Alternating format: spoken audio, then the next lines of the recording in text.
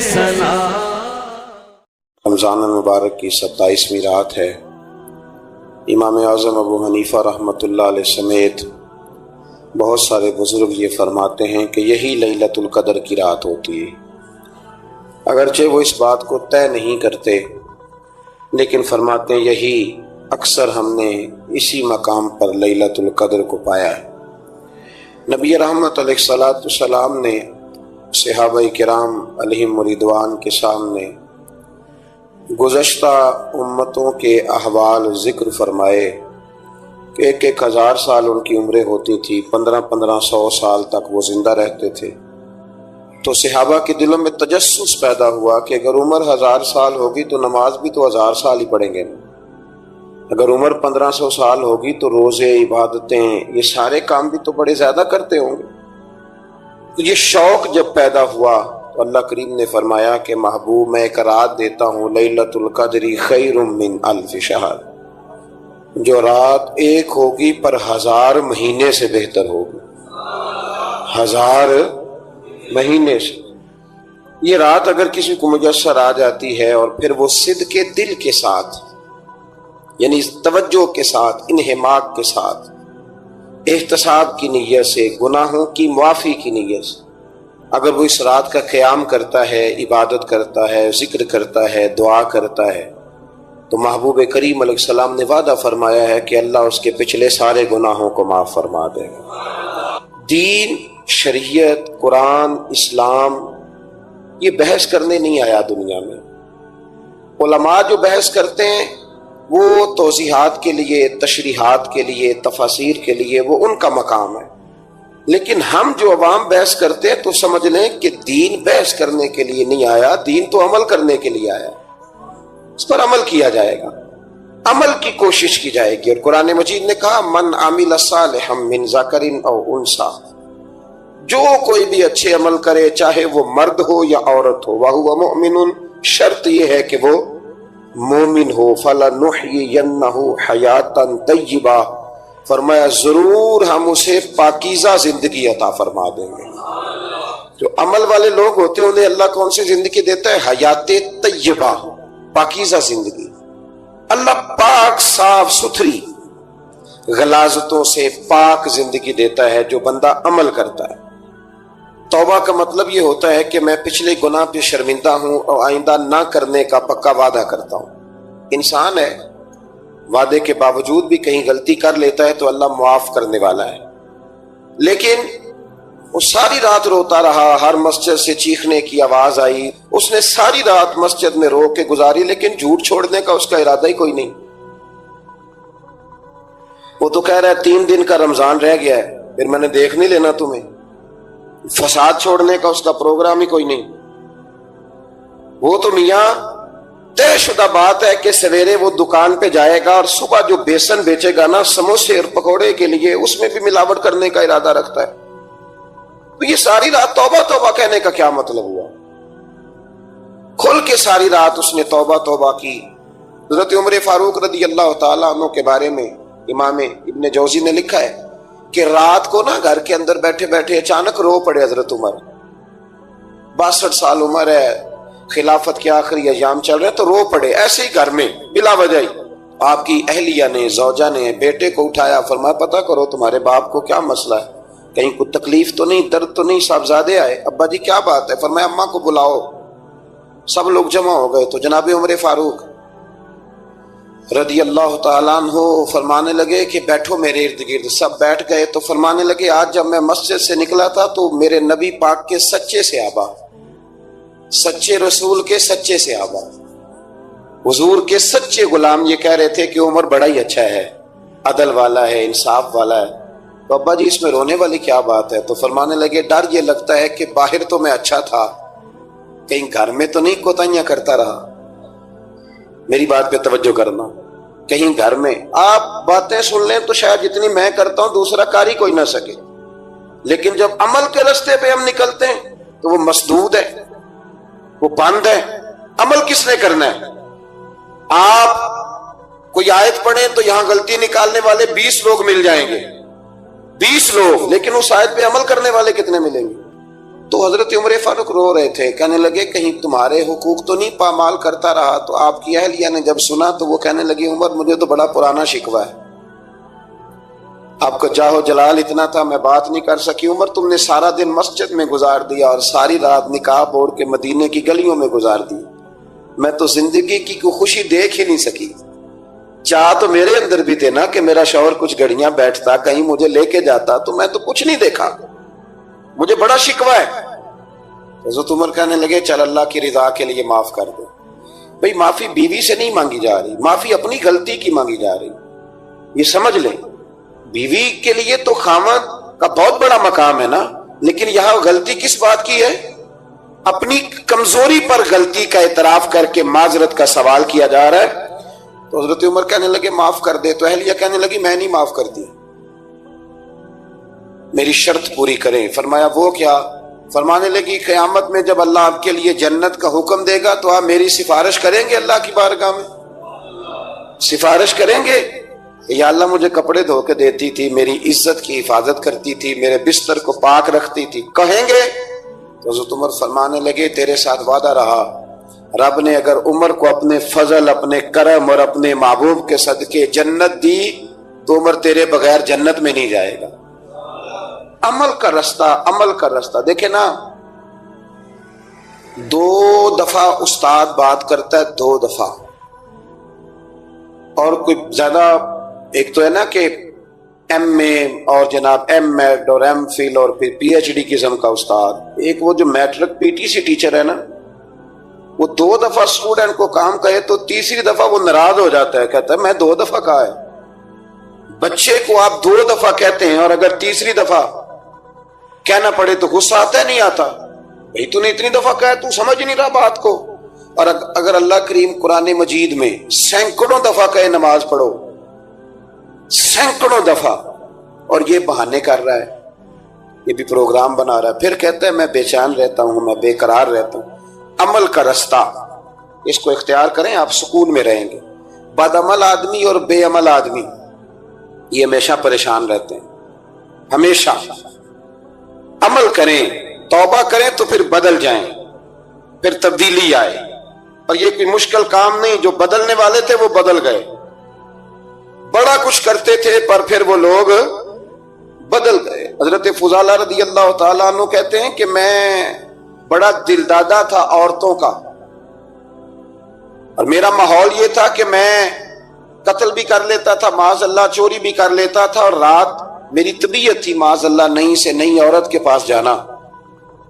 کہتے ہیں ابو جہل نے اعلان کیا کہ جو نبی پاک علیہ السلام کا سر اقدس معاذ اللہ کاٹ کے لائے گا، نقل کفر کفر نہ باشد، 100 سرخ اونٹ انعام ملے گا۔ تو میں نے ارادہ کر لیا کہ میں بہت سارا انعام حاصل کروں گا۔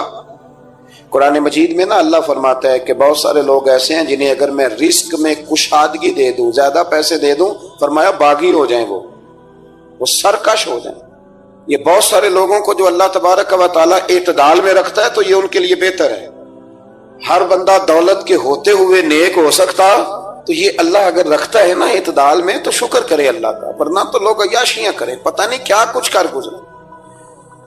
تو حضرت فضالہ کہتے ہیں کہ میں نے خنجر تیار کیا اور میں نے بغل میں اس کو چھپایا، اوپر میں نے چادر اوڑھ لی۔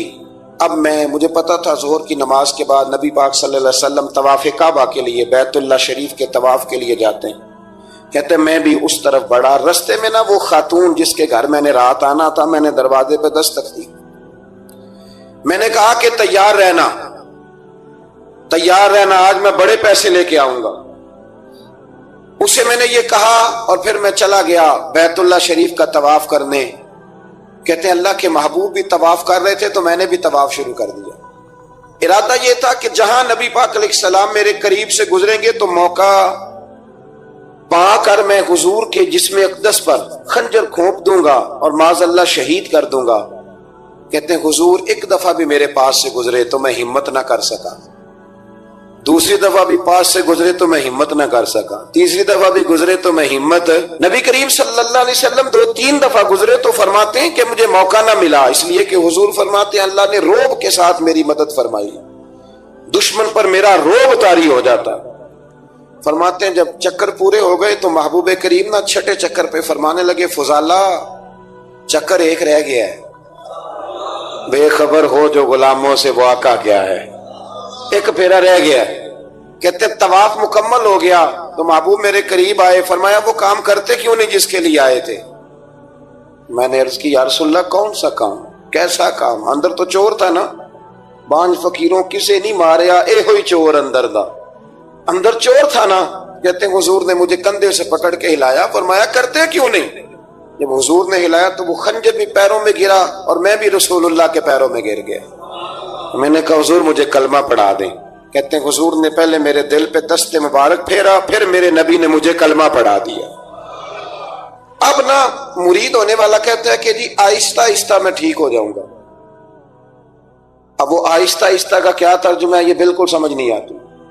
بھئی کسی بندے سے 5 لاکھ روپیہ لینا ہے تو اس سے وہ کہتا ہے جی میں آہستہ آہستہ دوں گا، 500 روپیہ دے دیا کروں گا روز کا، تو کہتے ہیں میری رقم خراب ہوتی ہے، پورے دو۔ اور نیکی کی بات جب آتی ہے تو کہتے ہیں حضرت صاحب دین اتنا سخت نہیں ہے، میں آہستہ آہستہ ٹھیک ہو جاؤں گا۔ اب میں مغرب عشاء پڑھنی شروع کر دیا میں نے، اب میں تسبیح لے لی ہے، کل میں نے بھی آہستہ آہستہ میں ٹھیک ہو جاؤں۔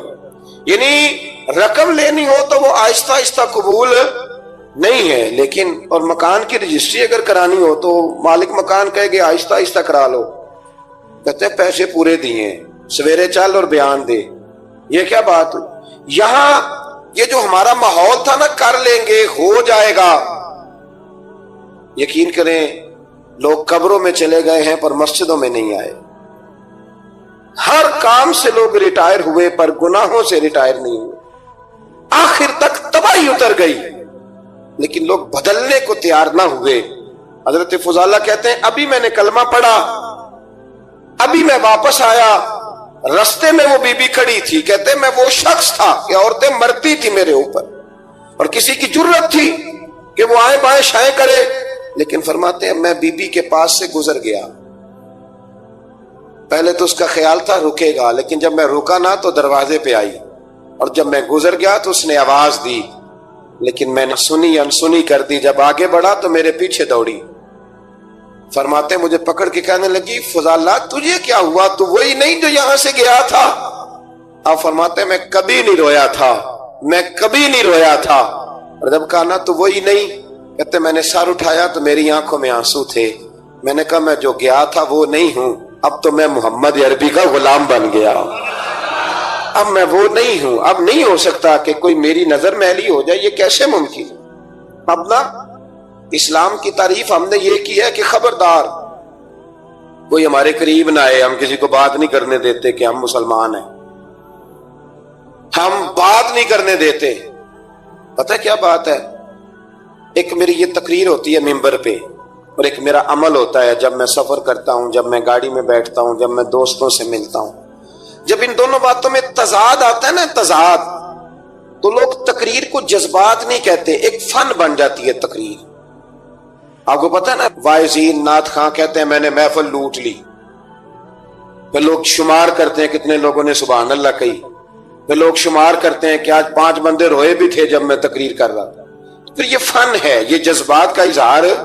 سمجھ لیں بات کو کہ عمل جب آپ نہیں نہ کرتے عمل، تو آپ خود بڑے بے چین رہتے ہیں کہ یار یہ میں کیا کر رہا ہوں، یہ کون سا گورکھ دھندا ہے کہ میرا عمل صفر ہوتا جا رہا ہے۔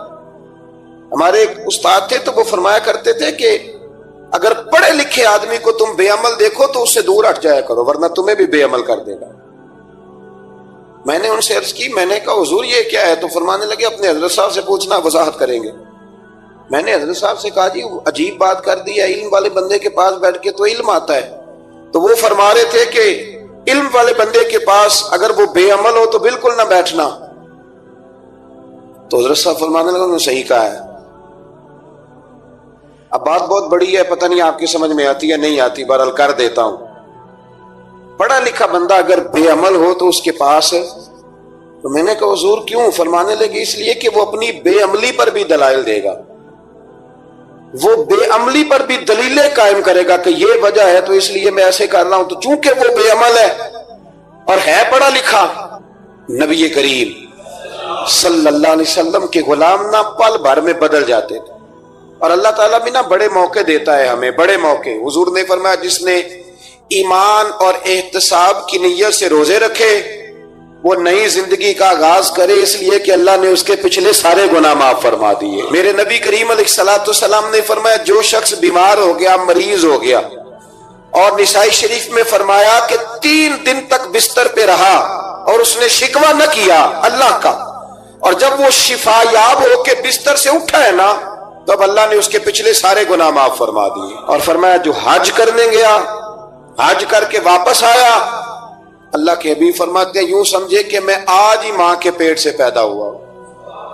بڑے موقع اللہ نے دیے، بڑے موقع، بڑے سارے موقع عطا فرمائے کہ میں تیرے پچھلے گناہ معاف کر دوں گا، تو بھی تو نئی زندگی کا آغاز کرنا، تو بھی تو شروع کرنا نئے سرے سے، تو بھی تو بدل کے آنا، تو بھی تو اپنے اندر تبدیلی پیدا کرنا۔ سالوں بیت گئے، ہمیں سالوں بیت گئے، تقریر کرتے، تقریر سنتے، قرآن سنتے، پورا پورا قرآن سنتے، ترجمہ اور تفسیر لوگوں نے پڑھ پڑھ کے بڑا بڑا جگہوں پہ لوگ دلائل دیتے، بات کرتے۔ کب وہ وقت آئے گا جب ہم عمل کریں گے؟ تھوڑا تھوڑا مجھے سفر کرنا پڑتا ہے، دنیا میں گھومتا رہتا ہوں، تو کچھ چیزیں ایسی ہوتی ہیں جو کبھی کبھی انوکھی ہو جاتی ہیں۔ میں ایک جگہ پہ تھا تو وہاں 4 5 6 عمرے کے ٹکٹ تھے محفل میں، تو ہمارے آپ کو پتہ ہے نا وہ جو دلیلوں والے لوگ ہیں ان بیچاروں کو بھی کوئی دلیل نہیں ملتی۔ تو ایک صاحب مجھے کہنے لگا جی عمرے کا ٹکٹ دینا جائز ہے قرآن اندازی کر کے؟ میں نے کہا یار چلو جائز ہی رہنے دو، تیری مہربانی کہ اب اس پہ بھی اعتراض آ گیا ہے۔ میں نے کہا 100% جائز ہے، کوئی اس میں کوئی ایسی بات نہیں ہے، لیکن اندازی تو شروع ہو گئی جو حدیث میں نہیں آئی، عمرے کے ٹکٹ والی ہے جائز، پر نبی پاک نے جس قرآن اندازی کا کہا تھا وہ کب ہوگی؟ حضور نے فرمایا تمہیں پہلی صف کے ثواب کا پتہ چل جائے تم قرآن اندازی کرو، وہ کس دن کرنی ہے، کس مسجد میں ہوتی ہے؟ حضرت عبداللہ ابن مسعود فرماتے ہیں تمہیں پتہ چلے اذان کا ثواب کتنا، تم قرآن اندازی کرو۔ کب کرنی ہے؟ کون پڑھے گا اذان؟ کون یہ آگے بڑھ کے کام کرے گا؟ بھئی جو قرآن اندازی حدیث میں ہے وہ کب ہوگی؟ یہ تو قرآن اندازی شروع ہو گئی اور ہو رہی ہے، اب تو لوگ جہیز دینے لگے ہیں قرآن اندازی کر کے، یہ ماحول بن گیا۔ دین عمل کرنے کے لیے آیا ہے، جو حکم میرے نبی پاک کے غلاموں کو ملا انہوں نے عمل کر کے دکھایا، انہوں نے عمل کر کے دکھایا، وہ عمل کے میدان کے لوگ تھے۔ حضرت ابوبکر صدیق سے زیادہ روایات مروی نہیں ہیں، اگر ڈھونڈنے نکلو گے تو زیادہ قول نہیں ملیں گے ان کے۔ لیلۃ القدر ہو، شب برات ہو، جمعہ ہو، زندگی کا کوئی بھی نیا موڑ جب ہمیں میسر آئے تو اس موقع پر ہم چاہتے ہیں کہ ہمارے ذمے جو حقوق ہوں، جو ذمہ داریاں ہوں، ان سے ہم سبکدوش ہونے کی کچھ کوشش کریں۔ اسلامی تعلیمات کے اندر 2 قسم کے حقوق اللہ تعالیٰ نے انسان کے ذمے لگائے ہیں، ایک حقوق اللہ ہیں اور ایک حقوق العباد ہیں۔ حقوق العباد کے معاملے میں نزاکت، اور پھر جو آیت میں نے قرآن پاک کی پڑھی، ایک تو یہ ہے کہ آپ لوگوں سے معافی لیں، معافی مانگیں۔ ہمارے ہاں نا معافی کا مزاج قبول کریں، جب کوئی بندہ معافی طلب کرے تو معافی، ہمارے ہاں معافی مانگنے کا رواج میں آپ یقین کریں سرے سے ہے ہی نہیں، بلکہ الٹا لوگ چڑھائی کر جاتے ہیں، کہتے ہیں اوہو تم نے معافی مانگ لی ہے تو معاملے ختم ہو گئے۔ اور جو آدمی، میں بڑے زمانے سے کہہ رہا ہوں کہ میرے ملک میں ایک رواج بنتا جا رہا ہے، جس کی زبان جتنی زیادہ سخت ہوتی ہے اس کا عروج اتنا زیادہ ہوتا ہے، جو تھوڑا سا شرافت کا مظاہرہ کرے لوگ اسے بزدل سمجھ لیتے ہیں۔ عزیز بھائیوں، اپنی زندگی میں معافی مانگنے کا مزاج بنائیں، آپ طلب کریں کہ یار مجھ سے غلطی ہو گئی، میں انسان ہوں۔ آپ یقین کریں ڈھیر سارے لوگ ہیں جن کے ذمہ ڈھیروں معافیاں ہیں، لیکن ان کا مزاج نہیں، ان کی طبیعت نہیں، ان کا تکبر آڑے آ گیا ہے۔ اور میرے نبی پاک صلی اللہ تعالیٰ علیہ وآلہ وسلم نے فرمایا تھا یہی بدلہ دے دو کسی کا دینا ہے تو، یہی معافی لے لو، یہی، ورنہ فرمایا یاد رکھنا قیامت کے دن تو اس طرح ہوگا کہ اگر سینگ والی بکری نے بغیر سینگ والی بکری کو مارا ہوگا اسے بھی قیامت میں بدلہ دینا پڑے گا، یہی معافی تلافی لے لو، یہی۔ تو ہمارے ہاں مزاج نہیں، مزاج بنائے نا آپ، معافی کا مزاج بنائیں۔ رسمی ویسے معافیاں مانگتے ہیں، آج پہ جا رہا ہوں بھائی اگر کوئی ہو گئی تو معاف کر دینا، یہ تو رسم ہے، تو بڑی دنیا ادا کرتی۔ آپ کو پتہ ہے کہاں آپ کو معافی لینی ہے، تو جہاں جہاں اس طرح کے معاملات ہیں وہاں آپ کلیئر کریں. صحیح بخاری میں حدیث ہے حضرت ابو ذر غفاری سے، جب کسی نے کہا کہ آپ نے اسی طرح کے کپڑے خود پہنے ہیں جس طرح کے آپ کے غلام نے پہنے، یہ کیا معاملہ ہے؟ تو فرمانے لگے، اعلانیہ خود بتانے لگے، فرمانے لگے مجھ سے ایک دفعہ غلطی ہو گئی تھی، میں نے ایک غلام کو جھڑک دیا تھا تو نبی پاک نے مجھے تنبیہ فرمائی، تو میں نے اس غلام سے معافی بھی مانگی، اور اس دن سے لے کر آج تک میں جس طرح کا خود لباس پہنتا ہوں اسی طرح کا اپنے غلام کو پہناتا ہوں. تو وہ خود بیان کر رہے ہیں، وہ لوگ اظہار کر رہے ہیں کہ ہم نے یہاں نبی پاک علیہ الصلوۃ والسلام کے تنبیہ کرنے پر ہم نے اپنے غلام سے، خادم سے یا کسی غلام سے معافی مانگی. تو معافی مانگنے سے بندے کا قد کبھی چھوٹا ہوتا ہے؟ میرے نبی پاک علیہ السلام نے فرمایا جو معافی مانگ لے اللہ تو اس کی عزت میں اضافہ کر دیا کرتا ہے. تو اس لیے ایک تو جہاں یہ معاملہ ہے وہاں، اور دوسری جو آیت میں نے تلاوت کی اس میں اللہ کہتا ہے کہ غصہ پی بھی جاؤ، معافی مانگو بھی اور معاف کر بھی دو. والکاظمین الغیظ والعافین عن الناس، فرمایا وہ لوگ جو غصہ پی جاتے ہیں اور لوگوں سے درگزر کرتے ہیں، لوگوں سے درگزر کرتے ہیں. واللہ یحب المحسنین، اللہ ان احسان کرنے والوں سے محبت فرماتا ہے، ان سے اللہ پیار کرتا ہے. تو رب فرماتا ہے جو غصہ پی جاتے ہیں والعافین عن الناس، اور لوگوں سے درگزر کرتے ہیں، ایک تو معافی مانگے اور دوسرا معاف کر بھی دیں. اگر دل میں کوئی بات ہو تو معاف، ہر روز لوگوں کو معاف کر کے سویا کریں. پہلے تو اس طرح کا کوئی کام ہی نہ کریں. ایک شخص نے جملہ کہا تھا، لکھا تھا، کمال لکھا تھا، اس نے کہا تھا کبھی ایسا کوئی کام نہ کرنا کہ کوئی تمہاری وجہ سے جا کے رب کے سامنے رونا شروع کر دے. ایسا کوئی کام نہ کرنا کہ کوئی بندہ تمہاری شکایتیں اللہ رسول کو لگائے. اس طرح کا کبھی کام نہ کرنا کہ وہ تڑپ اٹھے اور کہے اب تمہارا شکوہ میں نے وہیں کرنا ہے. کچھ لوگوں کی شکایتیں کرنی پڑتی ہیں اللہ رسول کی بارگاہ میں بھی، اپنے مشائخ کی بارگاہ میں کر دیتے ہیں. بعض اوقات انسان وہ بے بسی کے عالم میں کرے یا بہت زیادہ تکلیف اسے سہنی پڑے تو تب کرے، ہو جاتا ہے. تو ایک تو ایسا کریں نا، اور کوشش کریں لوگوں کو معاف کر دیں، اپنے دل سے چیزیں نکال دیں. دو لوگ بیٹھے تھے نا حرم مکہ میں، ایک صاحب کہہ رہے تھے کہ میرے اوپر وہ بدر میں جو قتل ہو گئے کفار، ان کا ذکر چل رہا تھا، تو دونوں گفتگو کر رہے تھے بدر میں ہمارے اتنے لوگ مسلمانوں نے مار دیے. تو ایک ان میں کہنے لگے کہ اگر میرے اوپر قرض نہ ہوتا اور میرے چھوٹے چھوٹے بچے نہ ہوتے تو میں تو تلوار لے کے جاتا اور مدینہ شریف جا کے معاذ اللہ بدلہ لے آتا. دوسرا کہنے لگا میں دیتا ہوں نا تیرے بچوں کا خرچہ بھی اور میں تیرا قرضہ بھی اتارتا ہوں، تو جا. اس نے کہا پکی بات ہے؟ کہا ہاں، قرضہ بھی میں اتار دوں گا، تیرے بچوں کا خرچ بھی اٹھاؤں گا، تو جا. اس نے خنجر تیار کیا، تلوار تیار کی، گھوڑے پہ بیٹھا، گلے میں وہ تلوار اس نے اپنے ڈالی اور مدینہ شریف آ گیا. اتفاق کی بات یہ کہ ملاقات حضرت عمر سے ہوئی. جناب عمر کہنے لگے مجھے تیری نیت ٹھیک نہیں لگتی. پکڑا کدھر آئے ہو؟ کہنے لگا میں تو بدر کے قیدیوں کے بارے میں بات کرنے آیا. فرمایا تلوار لے کے چل تجھے حضور کے پاس لے کے جاتا ہوں. نبی کریم کی بارگاہ میں لے گئے تو حضور فرمانے لگے کیسے آئے ہو، کیسے آنا ہوا؟ کہنے لگے جی میں تو بدر کے جو قیدی آپ کے پاس ہیں ان کی بات کرنے آیا تھا. تو حضور فرمانے لگے چل پھر باقی کی میں سناؤں. خیال آیا مسلمان نیک و بد پہچان جاتے ہیں، محمد آدمی کے دل کی باتیں جان جاتے ہیں صلی اللہ تعالی علیہ وسلم. فرمایا میں سناؤں؟ حضور کیا؟ فرمایا تم اور فلاں بن فلاں وہاں بیٹھے ہوئے تھے نا حرم مکہ میں فلاں پہاڑ کے ساتھ ٹیک لگا کے، اور تم نے یہ کہا تھا نا کہ قرضہ نہ ہوتا، بچے چھوٹے نہ ہوتے تو بدر کے مقتولین کا میں بدلہ لیتا. یہ سارا کچھ طے کر کے پھر آئے ہو تلوار لے کے، اور یہاں کہتے ہو میں قیدیوں کے بارے میں بات کرنے آیا تھا. اس کے تو پسینے چھوٹ گئے، وہ تو بے حال ہو گیا. اس نے کہا اس کا تو سوائے اس کے اور میرے کسی کو نہیں پتا. اگر آپ کو پتا چل گیا ہے تو پھر آپ اللہ کے سچے رسول ہیں. تو حضور اگر آپ کو پتا چل گیا ہے کہ میں قتل کرنے کے ارادے سے آیا ہوں، میں معاذ اللہ بدلہ لینے آیا ہوں، اللہ کرے آپ کو سمجھ آئے میری بات کی. یعنی ایک تو یہ ہے کہ بندہ وہ پکڑا گیا ہے، اور ایک یہ کہ کسی کو پتا چل گیا ہے کہ یہ اس کام آیا ہے. پھر لوگ جب معافی دیتے ہیں تو بڑی کہانیاں سنا کے دیتے ہیں، ایسے نہیں دیتے. حضور اب آپ کو پتا چل گیا ہے تو کیا کریں گے؟ تو حضور فرمانے لگے تو بتانا تیرے ساتھ کیا کریں. اس نے کہا کہ میں نے سنا ہے آپ معاف بڑا کر دیتے ہیں.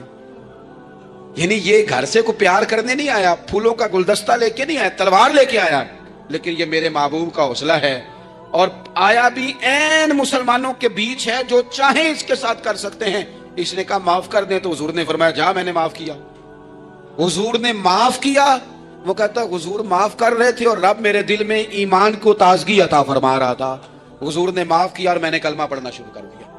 ہم معافی نہیں دیتے، کبھی کبھی صلح تو کر لیتے ہیں، صلح ہو جاتی ہے، پنچایت میں صلح ہو گئی، پھر لڑائی ہوئی، پھر بات شروع سے شروع ہو گئی، کیونکہ ہم نے معافی، پھر وہ بات شروع ہو گئی 1955 سے، تو وہ بھی آکھیا سی، تو اے بھی کیتا سی، وہ بننے والی گل یاد ہی، او بس کر یار، کچھ بھولے بھی تو۔ بچے پتہ کیوں خوش رہتے ہیں؟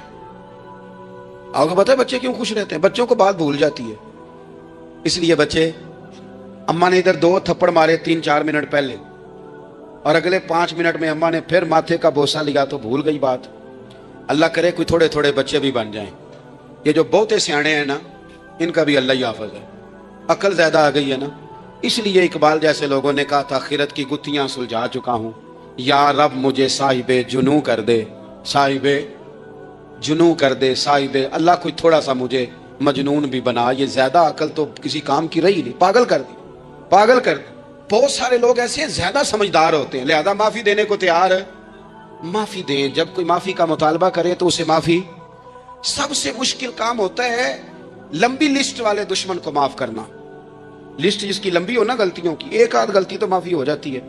کچھ لوگوں کی لسٹ بھی بڑے کچھ عادی مجرم بھی ہوتے ہیں، لسٹ لمبی ہوتی ہے، ان کو معافی دینا بھی تھوڑا سا مشکل ہوتا ہے، لیکن کمال بھی یہ ہے کہ جس کی لسٹ لمبی ہو اسے یک جنبش قلم بندہ معاف کر دے، کو چھٹی ہو گئی، جا تجھے معاف کیا۔ اور یہ ہمیں کیوں کرنا چاہیے کہ میرا رب بھی ایسے کرتا ہے، میرا رب بھی ایسے، وہ گنواتا تو نہیں نا، یہ بھی کیا، یہ بھی کیا، یہ بھی کیا۔ حضور فرماتے ہیں، ذرا سننا حدیث، حضور فرماتے ہیں کچھ لوگوں پہ اللہ کرم کی چادر ڈال کے نا قیامت والے دن، یہاں بھی اس نے پردہ رکھا تھا تو وہاں بھی کرم کی چادر ان پہ ڈلے گی، تو اللہ فرمائے گا یہ گناہ کیے تو چھوٹے چھوٹے گناہ اس کے گنوائے جائیں گے، یہ اب وہ ڈرے گا، چونکہ پتہ تے سارا ہے نا سردار نو کی تیاں دا، اب وہ ڈرے گا، چھوٹے چھوٹے گناہ اس کے گنو، تو اس کا خیال ہے بڑے بڑے بھی نہ سامنے آ جائیں، چھوٹی چھوٹی غلطیاں اس کی گنوائی جا رہی ہیں، جو ڈر رہا ہے، کانپ رہا ہے۔ قربان جائیں نبی پاک کے لفظوں پہ، کچھ گلاں اجیاں نے قرآن پاک وچ، اجیاں نے، یہ نا میری دادی کہا کرتی تھی، میری اماں کہا کرتی تھی، اے کچھ کام اجائے نے،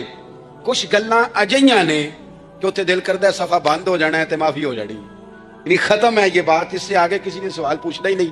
چھوٹے چھوٹے گناہوں کا اللہ تذکرہ فرمائے، یہ کیا، یہ کیا، یہ کیا، یا اللہ ہو گیا۔ اب بندہ ڈر رہا ہے کہ بڑے بڑے بھی سامنے آ جائیں گے، لیکن چھوٹے گناہوں پہ ہی فل سٹاپ لگا کے نا، تو رب فرمائے گا یہ جو تیرے گناہ ہیں نا، اس کے بدلے تجھے نیکیاں دی جا رہی ہیں، تو نے سچی توبہ کی تھی تو ان گناہوں کو بدل کے نیکیاں بنایا جا رہی ہیں۔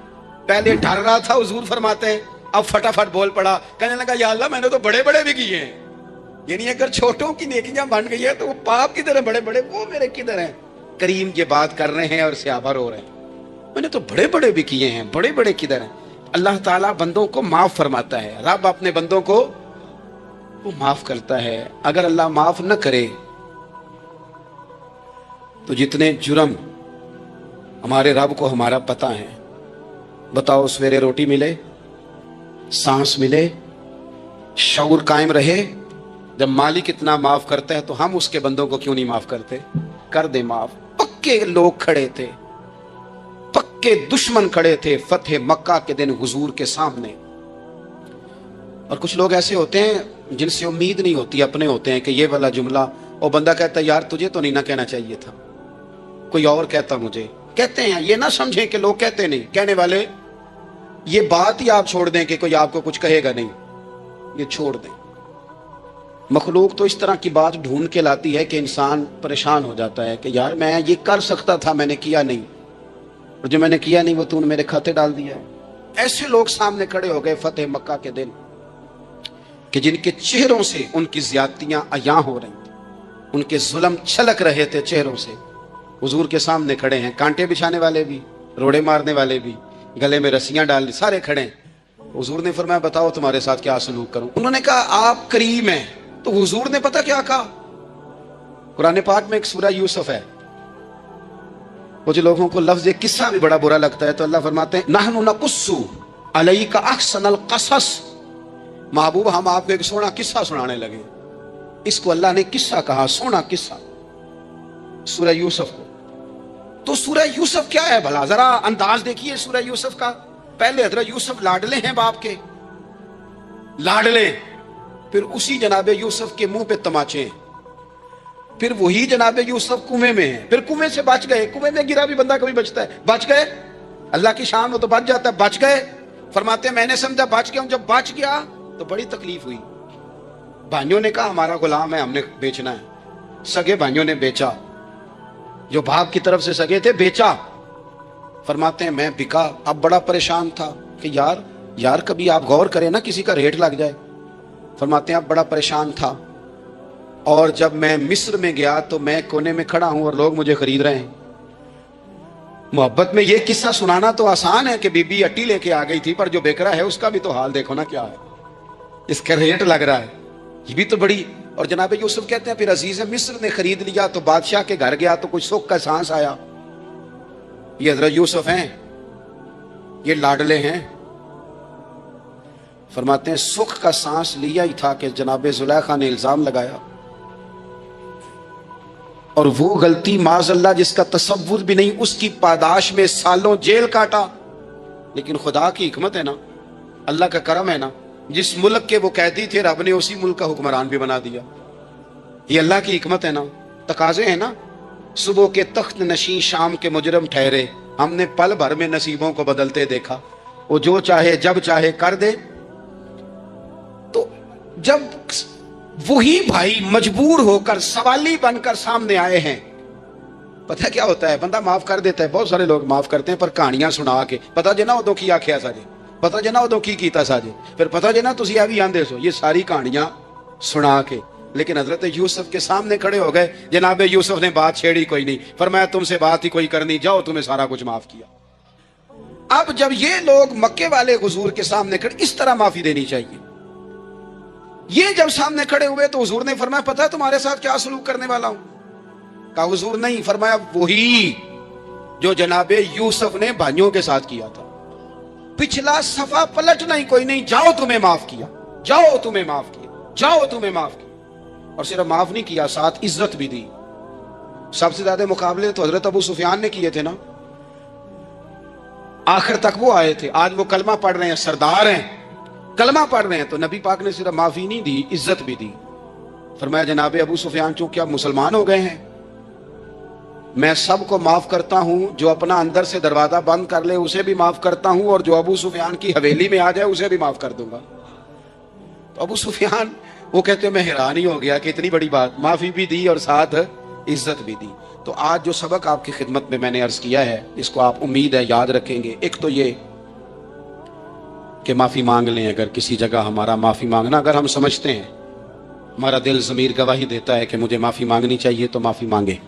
और दूसरा फिर माफी दें भी, और माफी दें, सियासी सुलह ना करें, माफी दें तो फिर वाकई दें, दिल से दें। और आखिरी बात यह कि जिस तरह हमने लोगों से माफी लेनी है और माफी देनी है, इसी तरह जहां हमसे शरी कबाहतें हुई हैं, इखलाकी कमजोरियां हुई हैं, एक बात तो अच्छी तरह समझ लें कि नफल पढ़ने से हुकूकुल बाद नहीं माफ होते, वो बंदे से माफी मांगने से होते। सारी रात को बंदा तस्बीह पढ़े और कहे कि मैंने अम्मा की नाफरमानी किया तो माफी हो जाएगी, नहीं, वो अम्मा ही माफ करेगी तो माफी होगी, वो अब्बा ही माफ करेगा तो फिर ही माफी होगी। तो जो जहां शरीयत की मुखालफत की है वहां भी माफी मांगे, अल्लाह के हुजूर गिड़गिड़ाएं, तौबा करें, और तौबा बदल जाने वाली करें, तब्दील हो जाने वाली तौबा करें। माफी मांग भी ले, माफी दे भी दें। और आपसे ये भी गुजारिश करूंगा कि जहां अल्लाह रसूल की हमसे नाफरमानी हुई है, वहां तन्हाई में 2 नफल पढ़ के, तन्हाई में अल्लाह ताला से भी माफ़ी के खास्तगार हों। याद रखें, जब उसकी खुफिया तदबीर आ गई तो फिर माफ़ी का वक्त हो सकता है खुदा ना करे हमें न मिल सके, तो अब वक्त है, खूब इस्तिगफार करें, खूब माफ़ी मांगें। देखो, माफ़ी होती है उज़्र की, माफ़ी होती है माजूरी की, गफलतों की माफ़ी। जब हम स्कूल में पढ़ते थे, मदरसे में पढ़ते थे, तो जिस बच्चे का पता चल जाता था ना ये बीमार था, उसे मार नहीं पड़ती थी। जिसका पता चल जाता था ना कि इसके घर में कोई परेशानी आ गई थी, उसे मार नहीं पड़ती थी। गुस्सा दिलाने वाली बात ये होती थी कि घर वाले कहते थे कि हमने तो भेजा था, सुबह तैयार करके बैग दे के इसको रवाना किया था, और जब पता चलता था ना कि ये आया नहीं, वहां बैठकर वक्त गुजारा, वहां बैठकर वक्त गुजारा। अब ये वो मसला था कि उस्ताद اس پر یوں ہوتا تھا کہ جس طرح وہ پورے جلال میں آ گئے.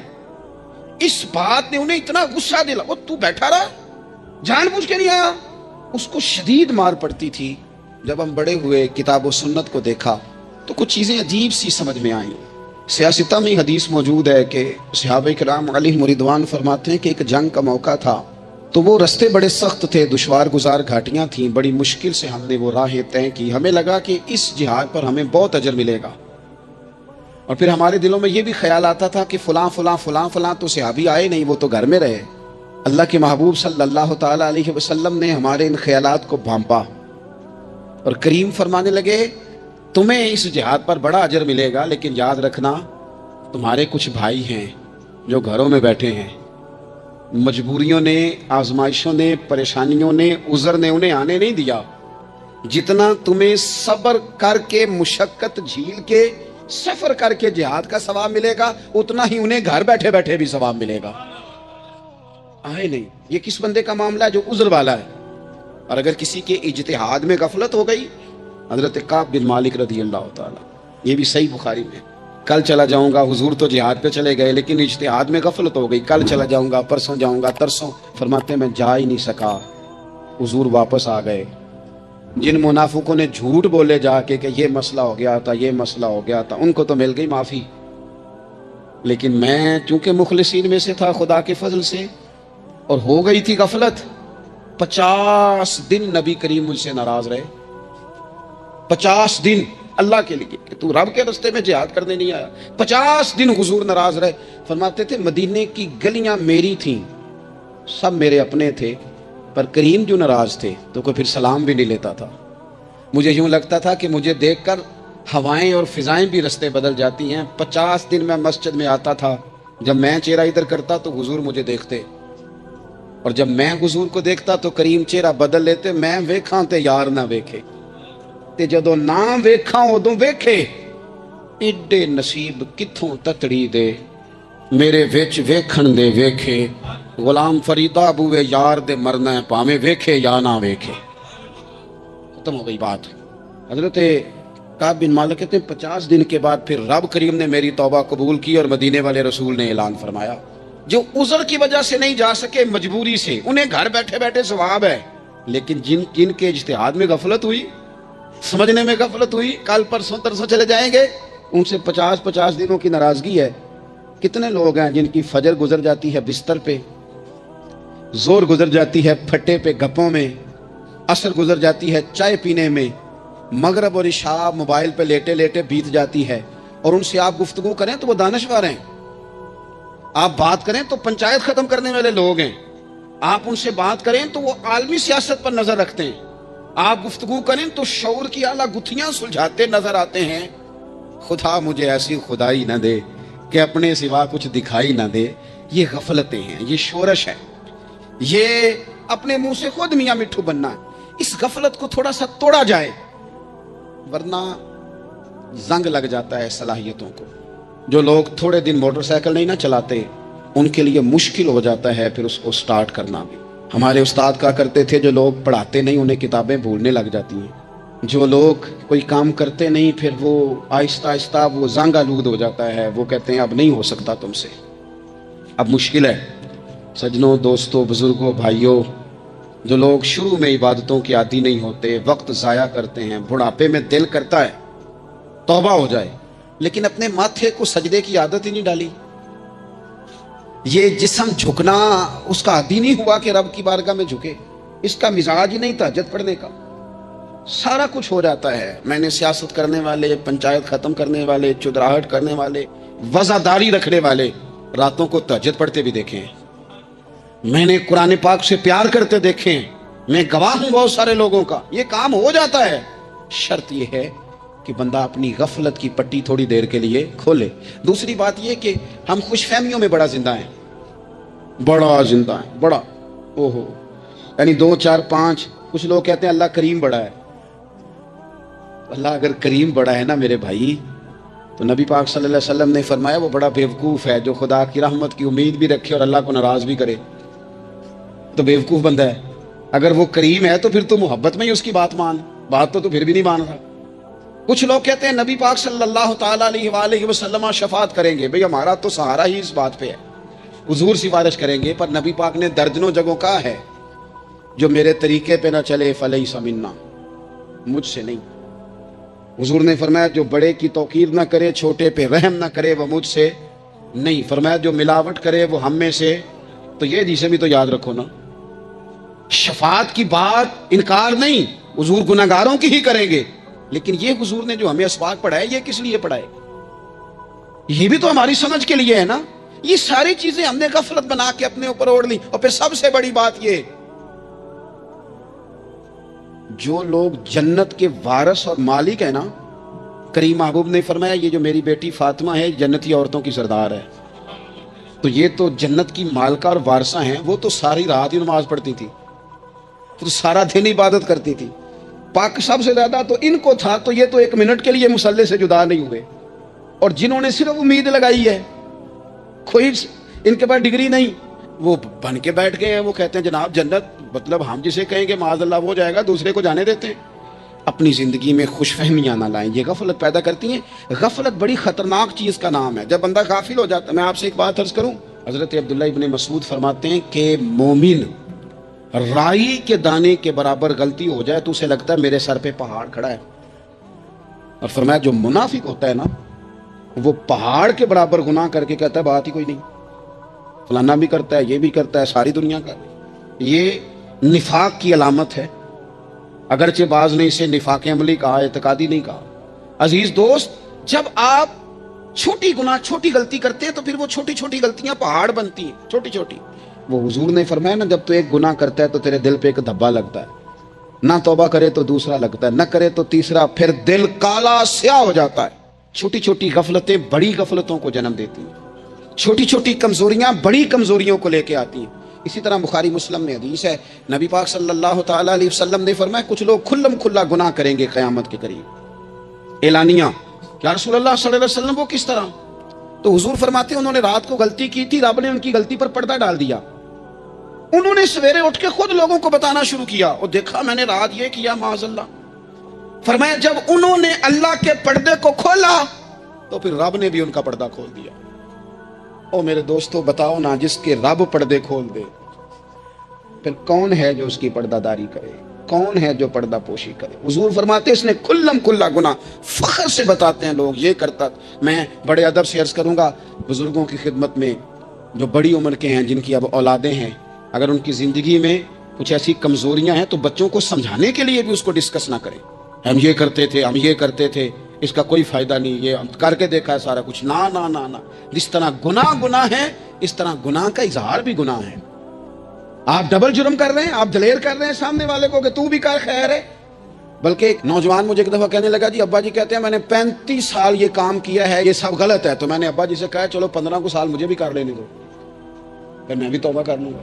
یہ ہم لوگوں کو دعوت دے رہے ہیں کہ غلط کام کرو. قرآن مجید کو آپ دیکھیں گے نا سورہ یاسین کے اندر, یہ بھلا کفر کیوں ہوتا تھا, منافقت کیسے پیدا ہوتی تھی, بت پرستی کیسے عام ہوتی تھی, دنیا کے اندر ستارہ پرست, سورج پرست, چاند کی پوجا کرنے والے یہ لوگ کیسے پیدا ہوتے تھے؟ غفلت کی وجہ سے. جیسے جیسے یہ اللہ کی بارگاہ سے دور ہوتے جاتے, یہ مختلف قسم کی عبادتوں میں, شرک میں, کفر میں مبتلا ہوتے جاتے. قرآن مجید سورہ یاسین کے اندر ارشاد فرماتا ہے کہ اللہ تبارک و تعالیٰ نے قرآن مجید کو اس لیے اتارا ہے لِتُنذِرَ قَوْمًا مَا أُنذِرَ آبَاؤُهُمْ, تاکہ آپ ان لوگوں کو ڈرائیں جن کے باپ دادا کو نہیں ڈرایا گیا. اور نتیجہ کیا ہوا؟ فَهُمْ غَافِلُونَ, وہ لوگ غفلت میں چلے گئے, ڈرایا نہیں گیا, سمجھایا نہیں گیا, کسی نے سبق نہیں پڑھایا. تو میں آپ سب سے گزارش کروں گا کہ خیر کی بات بتاتے رہیں, خیر کی بات کہتے رہیں. خیر کی بات جو ہوتی ہے یہ فائدہ کرتی ہے ہمیشہ. تو غفلتیں اپنی دور کرنی چاہیے. دوسرا یہ ہوتا ہے, ایک تو انسان جب وہ دور ہو جاتا ہے چھوٹے چھوٹے گناہ کر کے تو غفلت آتی ہے. دوسرا قرآن پاک نے ایک اور مقام پر اس کا ذکر فرمایا ہے. وہ اس طرح فرمایا ہے کہ جو انسان کی پیاری چیزیں ہیں نا بعض اوقات, جن سے وہ لگاؤ پیدا کر لیتا ہے, جن سے محبت اس کی بڑھ جاتی ہے, وہ چیزیں بھی غفلت پیدا کرتی ہیں. ان میں 2 چیزوں کا تو قرآن پاک نے نام لے کے ذکر کیا ہے. ویسے وہ ڈھیر ساری چیزیں ہیں, 1 2 3 نہیں. سیاست بھی بندے کو غافل کرتی ہے, دوستوں کی کثرت بھی بندے کو غافل کرتی ہے, کھیل تماشا بھی غافل کرتا ہے, پیسے زیادہ آنے لگ جائیں تو وہ بھی بندے کو غافل کرتے ہیں, تعریف کرنے والے زیادہ ہو جائیں تو وہ بھی غفلت میں مبتلا کر دیتے ہیں. بندہ کسی کرسی پہ بیٹھ جائے تو پھر بھی ادھر ادھر دیکھنے کو تیار نہیں ہوتا. یہ ساری چیزیں غافل کرتی ہیں. لیکن دو چیزوں کا نام لیا قرآن پاک نے، فرمایا یا ایھا الذین آمنوا لا تلھکم اموالکم ولا اولادکم عن ذکر اللہ. فرمایا اے ایمان والو، کہیں ایسا نہ ہو کہ تمہاری اولاد اور تمہارا مال تمہیں اللہ کی یاد سے غافل کر دے. مال اور اولاد، بیوی کو، اولاد کو ایک مقام پہ قرآن پاک نے دشمن بھی کہا ہے. کب؟ جب یہ تمہیں کہیں کہ حرام کما کے لاؤ، جب یہ تمہیں کہیں کہ ہمیں جس طرح کا مرضی مال دو، جب یہ تمہیں کہیں ناجائز کرو، یہ دشمنی کر رہے ہیں تمہارے ساتھ. یہ مال اور اولاد یہ بندے کو غافل کر دیتے ہیں. کاروبار کرنا، مال کمانا، بچے پالنا، یہ ایک جزء ہے زندگی کا، یہ کل زندگی نہیں. کل زندگی تو یہ ہے کہ آپ نے دین کے لیے کیا کیا، ملت کے لیے کیا کیا، ملک کے لیے کیا کیا، غریب کے لیے کیا کیا. کبھی کسی بندے نے جھونپڑیوں والوں سے پوچھا ہے کہ بارشوں میں تمہارا کیا حال ہوتا ہے؟ وہ کچی آبادیاں جہاں سے گزر کے ہم اپنے بچوں کو دکھاتے ہیں کہ یہ دیکھو یہ پرانے مکان سارے اسی طرح کے ہوتے تھے. کبھی ان لوگوں سے آپ نے پوچھا ہے جو ساری رات چھتوں کے نیچے بالٹیاں رکھ کے وقت گزارتے ہیں کہ چھت ٹپکتی ہے؟ ان سے پوچھا ہے کہ رات بچے سو پائے تھے کہ نہیں؟ اچھا جی بارش ہو رہی ہے تو پھر ہم نے کیا کرنا تھا؟ ہم نے گھر والوں کو پکوڑوں کا آرڈر دینا تھا، وہ وقت پہ دیا. ہم نے کہا تھا کوکنگ آج اپنی. یہ کب ہوتا ہے؟ جب قومیں غافل ہو جاتی ہیں مال میں، مزوں میں، اپنی ذاتی زندگی کے پیچ و تاب میں، پھر وہ اتر کر دائیں بائیں دیکھنا پسند نہیں کرتی. اللہ فرماتے ہیں مال اور اولاد کہیں تمہیں اللہ سے غافل نہ کر دے. کہیں ایسا نہ کر بیٹھنا کہ تم اس میں الجھ جاؤ پوری طرح اور تمہیں صرف اور صرف اپنے بچے یاد رہ جائیں. تجارت کرنی چاہیے، لیکن ہم تجارت نہیں کرتے، بانی تاجر جاتے ہیں. ہر چیز کو تجارت کی نظر سے دیکھتے ہیں. ڈاکٹر آپ بنے، لیکن زندگی بھی ساری ہی آپ ڈاکٹر بن کے نہ گزاریں. آپ کے کچھ اور تعلقات بھی ہیں، کچھ اور رشتے بھی، ان پر بھی تھوڑا غور کر لیں. غفلتیں تیزی سے آتی ہیں اور وہ آ کر کے ہمارے اوپر حاوی ہو جاتی ہیں. جو پرانے لوگ تھے نا، غافل نہیں ہوتے تھے. بڑے بڑے لوگ اپنے آپ کو کنٹرول کرتے تھے، دیکھتے تھے کہ یہاں کوئی چیز مجھ میں حملہ آور تو نہیں ہو رہی، فلانی چیز کہیں میرے اوپر زیادہ قبضہ تو نہیں کر رہی. وہ پھر ان چیزوں سے اپنے آپ کو بچاتے تھے. نفسانی خواہشات کا غلبہ، یہاں دوستوں کی تعریفیں یا ادھر ادھر کی چیزیں، وہ اپنے آپ کو تیزی سے اس سے بچاتے. اس رستے سے اجتناب کرو جو رستہ غفلت لاتا ہے، جو رستہ تکلیف میں مبتلا کرتا ہے. جو دم غافل سو دم کافر. سانو تے مرشد ہوئی پڑھایا ہو، ہمیں تو یہ سبق دیا گیا. مجھے کیا لینے دیں، ہم میں سے ڈھیر سارے لوگ ہیں، پلٹ کر اپنی زندگی دیکھیں، اپنے آپ پر غور کریں تو ہم اتنے قابل تھے کہ شاید ہمیں کوئی اپنے دروازے پر چوکیدار بھی نہ رکھتا. لیکن جب اس نے نواز دیا تو ہمارے لہجے ہی بدل گئے، ہمارا انداز ہی کچھ اور ہو گیا.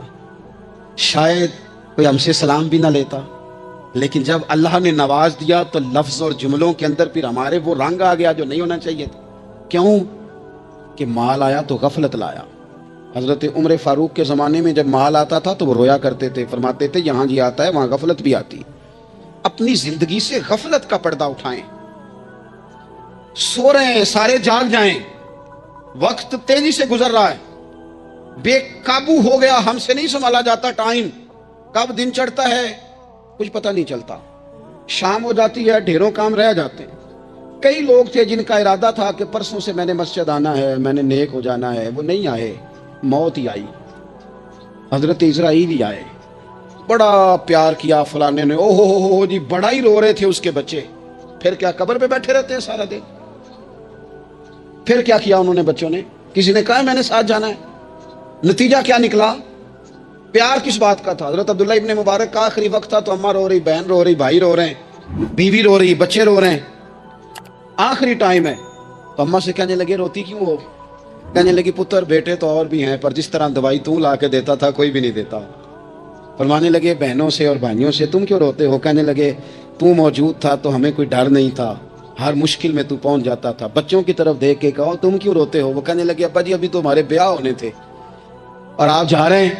بیوی سے کہا تو وہ کہنے لگی بادشاہی تو تیرے سر پہ تھی، یہ بچے پوچھیں گے مجھے؟ تو حضرت عبداللہ ابن مبارک نے سر سجدے میں رکھا اور کہنے لگے مالک میں سمجھ رہا تھا یہ مجھے رو رہے ہیں، یہ تو اپنی ضرورتوں کو رو رہے ہیں. میرا خیال تھا کہ میرے جانے کا انہیں ڈر لگا ہوا. نہ ان سب کو تو اپنا اپنا مسئلہ ہے کہ میرا کیا بنے گا تو میرا کیا بنے گا تو میرا کیا بنے گا. پھر کھول کے روئے اور سب کی طرف دیکھ کے کہنے لگے او تمہارا تو مسئلہ پیچھے حل ہو ہی جائے گا، اکٹھے بیٹھے ہو، میں سوچ رہا ہوں قبر میں جاؤں گا تو میرا کیا بنے گا؟ رب کی بارگاہ میں حاضر ہونا ہے، سوال جواب ہونے ہیں، حساب دینا ہے۔ وہ مجھ سے کڑے سوالات پوچھے گا تو کتنا لئی تو پاپ کمائے، دس نہ ان کتھے نہیں ہو تیرے کر دے، بلا ان کو تیرے حصے کا حساب۔ میرے عزیز، غفلت کی بکل کھول دینی چاہیے، وہ دروازہ بند کریں جہاں سے غفلت آتی ہے۔ خدا را کوئی نہیں، آپ یقین کریں، رسمی دعائیں رہ گئی ہیں، رسمی 2 موبائل ہاتھ میں پکڑے ہوتے ہیں، کل کے ٹائم پتر نے 2 موبائل، اور 2 موبائل پکڑ کے وہ کہہ رہا ہوتا ہے مولوی صاحب بات دعا 5 منٹ اور لمبی کر دینا، دیکھ میں ذرا دیر ہے۔ او تو ادھر بیٹھو، چھوڑ دیکھ کو، تیرا تو باپ چلا گیا، رو بیٹھ کے مصلے پہ، مالک سے کہہ اسے معاف کر دے۔ او تو آج ہی افسر بن گیا ہے، تیرے لہجے میں آج ہی کچھ اور آ گیا، تجھے تو 3 دن میں ہی ہر شے بھول گئی، 3 دن میں ہی۔ تو تیسرے دن اس طرح کے لفظ ادا کر رہا ہے کہ جن سے محسوس ہوتا ہے کوئی 2-4 دن بھی کوئی کہیں بیٹھ کے دعا کرتا ہے۔ اپنی غفلت کا دروازہ کھولیں، ورنہ اکثر آنکھیں تب کھلتی ہیں جب آنکھیں بند ہونے کا ٹائم آ جائے۔ ایک بار صرف اپنی زندگی میں طاری کر لیں، اس کو بھولے نہیں کبھی، اپنا حساب خود کریں۔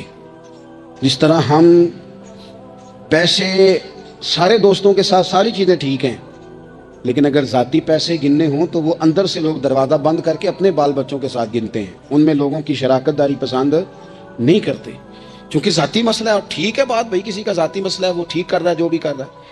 اس طرح جو ہمارے ذاتی معاملات ہیں نا، روحانی معاملات، اپنی نمازوں کا حساب کریں، اپنی گفتگو کا حساب کریں، اپنی سوچوں کا حساب کریں، حلال کھا رہے ہیں حرام کھا رہے ہیں خود حساب کریں، اکیلے بیٹھ کے حساب کریں، جان چھڑائیں تھوڑی دیر موبائل سے، تنہا بیٹھ کے تھوڑی دیر مراقبہ کریں، خدا کی نعمت کتنی ہے، جواب میں شکر ہمارا کتنا، اس کا حساب کریں، اپنا حساب کریں۔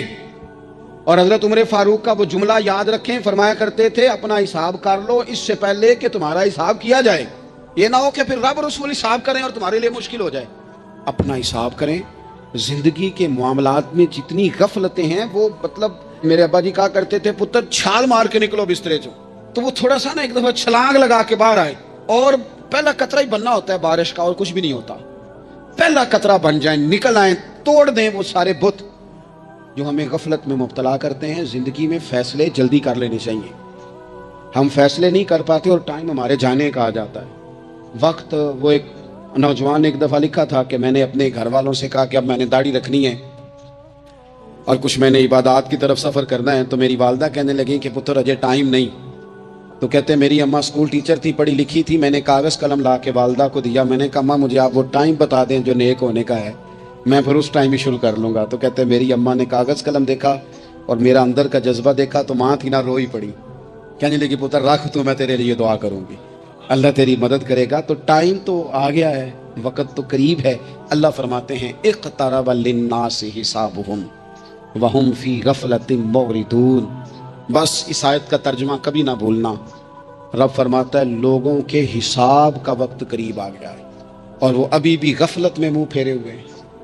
ٹائم تو حساب کا آ گیا، ہڈیاں کمبن تے گوڈے کھڑکن تے اڑ گیا لک تیرا، اجے بھی گناہ تو باز نہ میں، واہ واہ